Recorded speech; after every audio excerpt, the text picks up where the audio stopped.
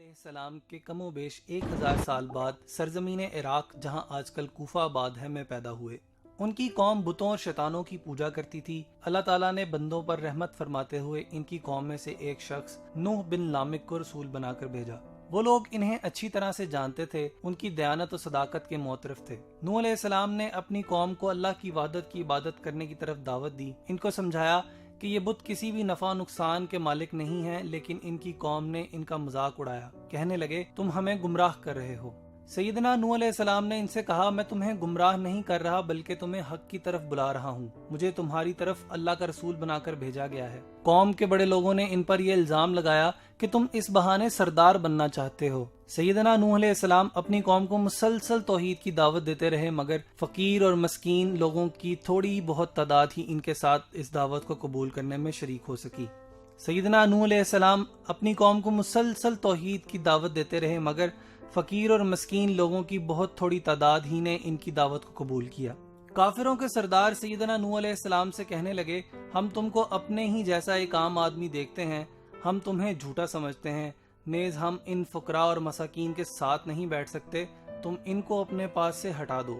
سیدنا نوح علیہ السلام نے فرمایا اگر میں ان لوگوں کو اپنے آپ سے دور کر دوں گا تو اللہ مجھ سے ناراض ہو جائے گا، کیونکہ انہی لوگوں کو اللہ تعالیٰ نے ہدایت سے سرفراز کیا ہے۔ سیدنا نوح علیہ السلام اپنی قوم کو 950 سال تک مسلسل صبح و شام اکیلے رب کی عبادت کرنے کی دعوت دیتے رہے اور ان سے کہا میں تم سے اس کا کوئی بھی معاوضہ طلب نہیں کرتا، مگر ان کی قوم کی اکثریت نے ان کی دعوت کو قبول نہ کیا۔ اللہ تعالیٰ نے سیدنا نوح علیہ السلام کو وحی کی آپ کی قوم میں سے مزید لوگ ایمان نہیں لائیں گے۔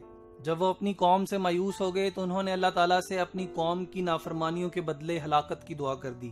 اللہ تعالیٰ نے سیدنا نوح علیہ السلام کی دعا قبول فرمائی، انہیں اور ان کے ساتھیوں کو بھاری غم اور پریشانیوں کے بوجھ سے نجات دی۔ انہیں حکم دیا کہ وہ ایک بہت ہی بڑی کشتی بنائیں جو چاروں طرف سے بند ہو، جس میں پانی داخل نہ ہو سکتا ہو۔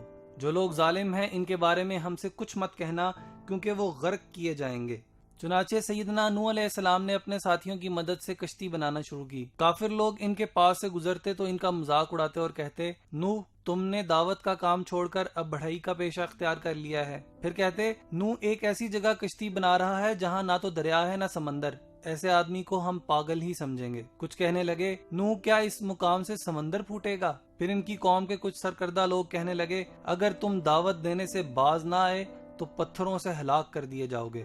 جاہل اور قدر ناشناس قوم نے خیر خواہی کے جواب میں دھمکیاں دیں اور مذاق اڑایا۔ اللہ تعالیٰ نے بذریعہ وحی نوح علیہ السلام کو تسلی دی اور کہا جو لوگ آپ کا مذاق اڑا رہے ہیں کل یہی اپنے کیے پر نادم اور پریشان ہوں گے، ان کی خوشیاں غموں اور دکھوں میں تبدیل ہو جائیں گی۔ یہ قوم بڑی ہی بے وقوف تھی، کہنے لگی ہم اپنے معبودوں ود، سوا، یاغوث، یعوق اور نصر کو ہرگز نہیں چھوڑیں گے۔ نوح علیہ السلام کی قوم کے یہی بت بعد میں عرب میں بھی پوجے گئے۔ انہوں نے نوح علیہ السلام کی ہر اچھی بات اور دلیل کا انکار کیا۔ اس دوران کشتی مکمل ہو گئی۔ اس کی 3 منزلیں تھیں، نچلے حصے میں جانوروں کے لیے جگہ تھی، درمیانے حصے میں انسانوں کے لیے، اور سب سے اوپر کی منزلوں میں پرندوں کو رکھا گیا۔ اللہ تعالیٰ نے سیدنا نوح علیہ السلام کی طرف وحی کی کہ وہ جلد ہی تمام کافروں کو ہلاک و برباد کر دے گا۔ انہیں حکم دیا کہ کشتی میں ہر جانور کا جوڑا جوڑا سوار کر لیں، خواہ اس کا گوشت کھایا جاتا ہو یا نہ کھایا جاتا ہو، تاکہ اس کی نسل باقی رہے۔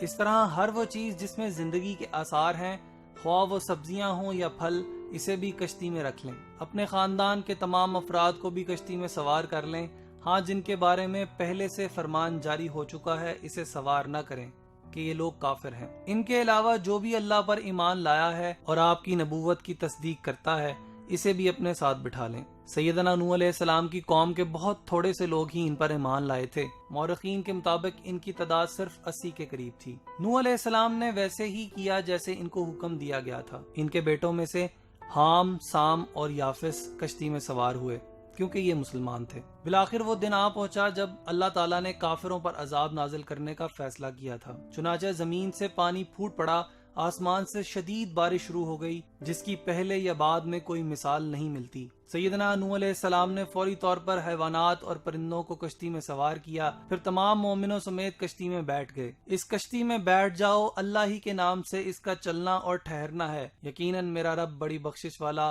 بڑے رحم والا ہے۔ مشرق سے مغرب تک ساری زمین کے طول و عرض میں میدانوں، پہاڑوں، صحراؤں اور چٹیل میدانوں میں ہر جگہ سیلاب آیا۔ پانی کی سطح آہستہ آہستہ بلند ہوتی گئی، حتیٰ کہ پہاڑوں کی چوٹیاں بھی پانی میں ڈوب گئیں۔ ادھر کشتی سیدنا نوح علیہ السلام اور ان کے ہمراہیوں کو لے کر پانی میں تیرنے لگی۔ جیسے جیسے پانی کی سطح بلند ہوتی گئی، کافروں کے دل و دماغ پر خوف طاری ہونے لگا، آنکھوں کے سامنے مایوسی اور اندھیرا چھانے لگا۔ انہوں نے ادھر ادھر بھاگنا شروع کر دیا، اونچی جگہوں پر چڑھ گئے، مگر پانی ہر جگہ پہنچ رہا تھا۔ ان کافروں میں سیدنا نوح علیہ السلام کا بیٹا یام بھی موجود تھا۔ نوح علیہ السلام نے اسے دیکھا کہ وہ پانی میں ڈوبنے کے قریب ہے تو انہوں نے اسے آواز دی، بیٹے اب بھی وقت ہے، تم کفر سے توبہ کر لو اور کشتی میں سوار ہو جاؤ۔ بیٹے نے جواب دیا، میں اس سامنے والے اونچے پہاڑ پر چڑھ جاؤں گا اور موت سے بچ جاؤں گا۔ سیدنا نوح علیہ السلام نے کہا، آج اللہ کے عذاب سے بچانے والا کوئی نہیں مگر اللہ جس پر رحم کرے۔ پانی کی بڑی بڑی لہروں نے یام کو کشتی سے دور دھکیل دیا۔ وہ پانی میں غوطے کھاتا ہوا دیگر کافروں کی طرح پانی میں ڈوب کر مر گیا اور برے انجام سے دوچار ہوا۔ کشتی مسلسل کئی روز تک پانی میں تیرتی رہی، اس کے تمام سوار طوفان سے مکمل محفوظ رہے۔ پانی کی موجوں نے تمام کافروں کو اپنی لپیٹ میں لے لیا کہ تمام غرق ہو گئے۔ روئے زمین پر سب زی روح اشیاء ہلاک و برباد ہو گئیں، صرف وہی بچے جو کشتی میں تھے۔ ڈوب کر مرنے والوں میں نوح علیہ السلام کے بیٹے کے علاوہ ان کی بیوی بھی شامل تھی، کیونکہ یہ دونوں اللہ پر ایمان نہیں لائے تھے۔ ان کا بیٹا بری صحبت کا شکار تھا اور کافروں کے ساتھ رہنے سہنے کی وجہ سے ایمان قبول نہ کر سکا۔ یہ بری صحبت اس کے لیے وبال ثابت ہوئی۔ اس کا انجام ذلت اور رسوائی کی صورت میں نکلا۔ نبی کا بیٹا ہونے کے باوجود اللہ کے عذاب سے نہ بچ سکا۔ جب روئے زمین کے تمام کافر پانی میں ڈوب کے مر گئے تو اللہ تعالیٰ نے آسمان سے بارش کو روک دیا۔ اللہ نے زمین کو حکم دیا کہ پانی کو نگل لے۔ نوح علیہ السلام نے اپنے بیٹے کے حق میں دعا کی، اللہ تو نے میرے اہل و عیال کو بچانے کا وعدہ فرمایا تھا، پھر میرا بیٹا کیوں غرق ہو گیا؟ اللہ تعالیٰ نے فرمایا، وہ تیرے گھرانے کے افراد میں شامل نہیں تھا کیونکہ اس کے اعمال اچھے اور نیک نہ تھے، وہ ان لوگوں میں شامل نہیں تھا جن کی نجات کا وعدہ کیا گیا تھا۔ بالآخر کشتی ایک بڑے پہاڑ جودی پر آ کر رک گئی۔ نوح علیہ السلام نے کبوتر کو بھیجا کہ جا دیکھ کر آ پانی خشک ہو گیا ہے یا نہیں۔ کبوتر گیا اور واپسی پر زیتون کی ٹہنی ہمراہ لایا۔ اس کا مطلب تھا کہ پانی خشک ہو گیا ہے۔ چنانچہ سیدنا نوح علیہ السلام تمام مومنوں کے ساتھ کشتی سے صحیح سلامت نیچے اتر گئے۔ زمین پر چلنا پھرنا اور رہنا ممکن ہو گیا تھا۔ اللہ تعالیٰ نے فرمایا، آپ پر بھی برکت نازل ہوگی اور ان اقوام پر بھی جو آئندہ زمانے میں آپ کی نسل سے پیدا ہوں گی۔ جب زمین خشک ہو گئی تو طوفان سے نجات پانے والوں نے زمین میں کھیتی باڑی کا کام شروع کیا۔ اللہ تعالیٰ نے حسب وعدہ ان میں برکت فرمائی، وہ فصلیں اگاتے، باغات لگاتے اور ان کا پھل کھاتے۔ زمین پر گھنے جنگل اگ گئے، آہستہ آہستہ چرندوں پرندوں میں اضافہ ہوتا گیا۔ نوح علیہ السلام کے تینوں بیٹوں کی اولاد در اولاد ہوتی چلی گئی۔ انہوں نے دنیا میں مختلف مقامات پر بستیاں قائم کی۔ جتنے بھی نبی اور رسول اس دنیا میں تشریف لائے، سب کے سب نوح علیہ السلام اور ان کے بیٹوں کی اولاد میں سے ہیں۔ نوح علیہ السلام نے وفات سے پہلے اپنے تینوں بیٹوں حام، سام اور یافس کو بلایا، ان کو وصیت کی کہ وہ اللہ تعالیٰ کی عبادت کرتے رہیں اور اس کے علاوہ کسی اور کو شریک نہ ٹھہرائیں، کیونکہ شرک سب سے بڑا گناہ ہے۔ اس کے علاوہ انہیں یہ بھی نصیحت کی کہ وہ کسی صورت میں تکبر اور فخر نہ کریں، اس لیے بھی کہ یہ بہت بڑا گناہ ہے۔ ربی انی اعوذ بک ان اسألک ما لیس لی بہ علم والا تغفر لی وترحمنی اکن من الخاسرین۔ نوح نے کہا، اے میرے رب، بے شک میں تیری پناہ میں آتا ہوں اس سے کہ میں تجھ سے اس چیز کا سوال کروں جس کا مجھے کوئی علم نہیں، اور اگر تو نے مجھے نہ بخشا اور مجھ پر رحم نہ کیا تو میں خسارہ پانے والوں میں سے ہو جاؤں گا۔ سیدنا نوح علیہ السلام آدم علیہ السلام کے کم و بیش 1000 سال بعد سرزمین عراق، جہاں آج کل کوفہ آباد ہے، میں پیدا ہوئے۔ ان کی قوم بتوں اور شیطانوں کی پوجا کرتی تھی۔ اللہ تعالیٰ نے بندوں پر رحمت فرماتے ہوئے ان کی قوم میں سے ایک شخص نوح بن لامک کو رسول بنا کر بھیجا۔ وہ لوگ انہیں اچھی طرح سے جانتے تھے، ان کی دیانت و صداقت کے معترف تھے۔ نوح علیہ السلام نے اپنی قوم کو اللہ کی وحدت کی عبادت کرنے کی طرف دعوت دی۔ ان کو سمجھایا کہ یہ بت کسی بھی نفع نقصان کے مالک نہیں ہیں، لیکن ان کی قوم نے ان کا مذاق اڑایا۔ کہنے لگے، تم ہمیں گمراہ کر رہے ہو۔ سیدنا نوح علیہ السلام نے ان سے کہا، میں تمہیں گمراہ نہیں کر رہا بلکہ تمہیں حق کی طرف بلا رہا ہوں۔ مجھے تمہاری طرف اللہ کا رسول بنا کر بھیجا گیا ہے۔ قوم کے بڑے لوگوں نے ان پر یہ الزام لگایا کہ تم اس بہانے سردار بننا چاہتے ہو۔ سیدنا نوح علیہ السلام اپنی قوم کو مسلسل توحید کی دعوت دیتے رہے، مگر فقیر اور مسکین لوگوں کی تھوڑی بہت تعداد ہی ان کے ساتھ اس دعوت کو قبول کرنے میں شریک ہو سکی۔ سیدنا نوح علیہ السلام اپنی قوم کو مسلسل توحید کی دعوت دیتے رہے، مگر فقیر اور مسکین لوگوں کی بہت تھوڑی تعداد ہی نے ان کی دعوت کو قبول کیا۔ کافروں کے سردار سیدنا نوح علیہ السلام سے کہنے لگے، ہم تم کو اپنے ہی جیسا ایک عام آدمی دیکھتے ہیں، ہم تمہیں جھوٹا سمجھتے ہیں، نیز ہم ان فقراء اور مساکین کے ساتھ نہیں بیٹھ سکتے، تم ان کو اپنے پاس سے ہٹا دو۔ سیدنا نوح علیہ السلام نے فرمایا، اگر میں ان لوگوں کو اپنے آپ سے دور کر دوں گا تو اللہ مجھ سے ناراض ہو جائے گا، کیونکہ انہی لوگوں کو اللہ تعالیٰ نے ہدایت سے سرفراز کیا ہے۔ سیدنا نوح علیہ السلام اپنی قوم کو 950 سال تک مسلسل صبح و شام اکیلے رب کی عبادت کرنے کی دعوت دیتے رہے اور ان سے کہا، میں تم سے اس کا کوئی بھی معاوضہ طلب نہیں کرتا، مگر ان کی قوم کی اکثریت نے ان کی دعوت کو قبول نہ کیا۔ اللہ تعالیٰ نے سیدنا نوح علیہ السلام کو وحی کی، آپ کی قوم میں سے مزید لوگ ایمان نہیں لائیں گے۔ جب وہ اپنی قوم سے مایوس ہو گئے تو انہوں نے اللہ تعالیٰ سے اپنی قوم کی نافرمانیوں کے بدلے ہلاکت کی دعا کر دی۔ اللہ تعالیٰ نے سیدنا نوح علیہ السلام کی دعا قبول فرمائی، انہیں اور ان کے ساتھیوں کو بھاری غم اور پریشانیوں کے بوجھ سے نجات دی۔ انہیں حکم دیا کہ وہ ایک بہت ہی بڑی کشتی بنائیں جو چاروں طرف سے بند ہو، جس میں پانی داخل نہ ہو سکتا ہو۔ جو لوگ ظالم ہیں ان کے بارے میں ہم سے کچھ مت کہنا، کیونکہ وہ غرق کیے جائیں گے۔ چنانچہ سیدنا نوح علیہ السلام نے اپنے ساتھیوں کی مدد سے کشتی بنانا شروع کی۔ کافر لوگ ان کے پاس سے گزرتے تو ان کا مذاق اڑاتے اور کہتے، نوح تم نے دعوت کا کام چھوڑ کر اب بڑھائی کا پیشہ اختیار کر لیا ہے۔ پھر کہتے، نوح ایک ایسی جگہ کشتی بنا رہا ہے جہاں نہ تو دریا ہے نہ سمندر، ایسے آدمی کو ہم پاگل ہی سمجھیں گے۔ کچھ کہنے لگے، نوح کیا اس مقام سے سمندر پھوٹے گا؟ پھر ان کی قوم کے کچھ سرکردہ لوگ کہنے لگے، اگر تم دعوت دینے سے باز نہ آئے تو پتھروں سے ہلاک کر دیے جاؤ گے۔ جاہل اور قدر ناشناس قوم نے خیر خواہی کے جواب میں دھمکیاں دی اور مذاق اڑایا۔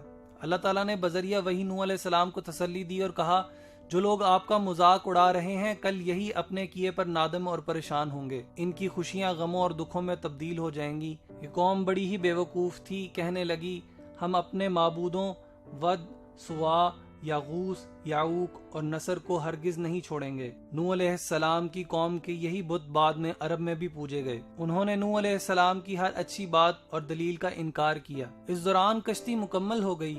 اس کی 3 منزلیں تھیں۔ نچلے حصے میں جانوروں کے لیے جگہ تھی، درمیانے حصے میں انسانوں کے لیے، اور سب سے اوپر کی منزلوں میں پرندوں کو رکھا گیا۔ اللہ تعالیٰ نے سیدنا نوح علیہ السلام کی طرف وحی کی کہ وہ جلد ہی تمام کافروں کو ہلاک و برباد کر دے گا۔ انہیں حکم دیا کہ کشتی میں ہر جانور کا جوڑا جوڑا سوار کر لیں، خواہ اس کا گوشت کھایا جاتا ہو یا نہ کھایا جاتا ہو، تاکہ اس کی نسل باقی رہے۔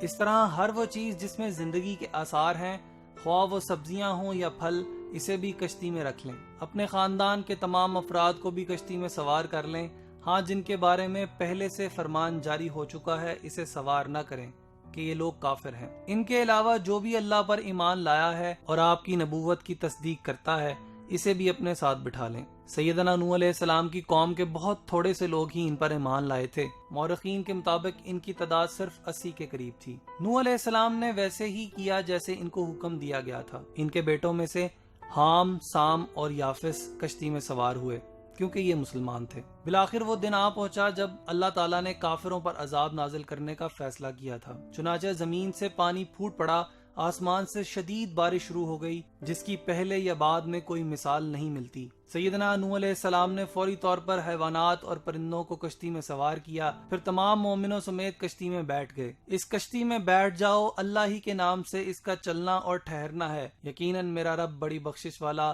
بڑے رحم والا ہے۔ مشرق سے مغرب تک ساری زمین کے طول و عرض میں میدانوں، پہاڑوں، صحراؤں اور چٹیل میدانوں میں ہر جگہ سیلاب آیا۔ پانی کی سطح آہستہ آہستہ بلند ہوتی گئی، حتیٰ کہ پہاڑوں کی چوٹیاں بھی پانی میں ڈوب گئیں۔ ادھر کشتی سیدنا نوح علیہ السلام اور ان کے ہمراہیوں کو لے کر پانی میں تیرنے لگی۔ جیسے جیسے پانی کی سطح بلند ہوتی گئی، کافروں کے دل و دماغ پر خوف طاری ہونے لگا، آنکھوں کے سامنے مایوسی اور اندھیرا چھانے لگا۔ انہوں نے ادھر ادھر بھاگنا شروع کر دیا، اونچی جگہوں پر چڑھ گئے، مگر پانی ہر جگہ پہنچ رہا تھا۔ ان کافروں میں سیدنا نوح علیہ السلام کا بیٹا یام بھی موجود تھا۔ نوح علیہ السلام نے اسے دیکھا کہ وہ پانی میں ڈوبنے کے قریب ہے تو انہوں نے اسے آواز دی، بیٹے اب بھی وقت ہے، تم کفر سے توبہ کر لو اور کشتی میں سوار ہو جاؤ۔ بیٹے نے جواب دیا، میں اس سامنے والے اونچے پہاڑ پر چڑھ جاؤں گا اور موت سے بچ جاؤں گا۔ سیدنا نوح علیہ السلام نے کہا، آج اللہ کے عذاب سے بچانے والا کوئی نہیں مگر اللہ جس پر رحم کرے۔ پانی کی بڑی بڑی لہروں نے یام کو کشتی سے دور دھکیل دیا۔ وہ پانی میں غوطے کھاتا ہوا دیگر کافروں کی طرح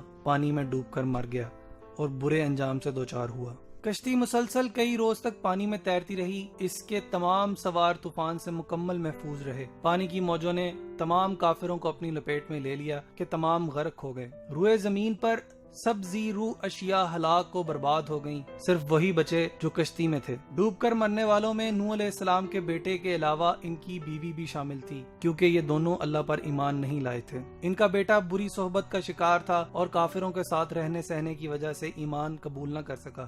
یہ بری صحبت اس کے لیے وبال ثابت ہوئی۔ اس کا انجام ذلت اور رسوائی کی صورت میں نکلا۔ نبی کا بیٹا ہونے کے باوجود اللہ کے عذاب سے نہ بچ سکا۔ جب روئے زمین کے تمام کافر پانی میں ڈوب کے مر گئے تو اللہ تعالیٰ نے آسمان سے بارش کو روک دیا۔ اللہ نے زمین کو حکم دیا کہ پانی کو نگل لے۔ نوح علیہ السلام نے اپنے بیٹے کے حق میں دعا کی، اللہ تو نے میرے اہل و عیال کو بچانے کا وعدہ فرمایا تھا، پھر میرا بیٹا کیوں غرق ہو گیا؟ اللہ تعالیٰ نے فرمایا، وہ تیرے گھرانے کے افراد میں شامل نہیں تھا کیونکہ اس کے اعمال اچھے اور نیک نہ تھے۔ وہ ان لوگوں میں شامل نہیں تھا جن کی نجات کا وعدہ کیا گیا تھا۔ بالآخر کشتی ایک بڑے پہاڑ جودی پر آ کر رک گئی۔ نوح علیہ السلام نے کبوتر کو بھیجا کہ جا دیکھ کر آ پانی خشک ہو گیا ہے یا نہیں۔ کبوتر گیا اور واپسی پر زیتون کی ٹہنی ہمراہ لایا، اس کا مطلب تھا کہ پانی خشک ہو گیا ہے۔ چنانچہ سیدنا نوح علیہ السلام تمام مومنوں کے ساتھ کشتی سے صحیح سلامت نیچے اتر گئے۔ زمین پر چلنا پھرنا اور رہنا ممکن ہو گیا تھا۔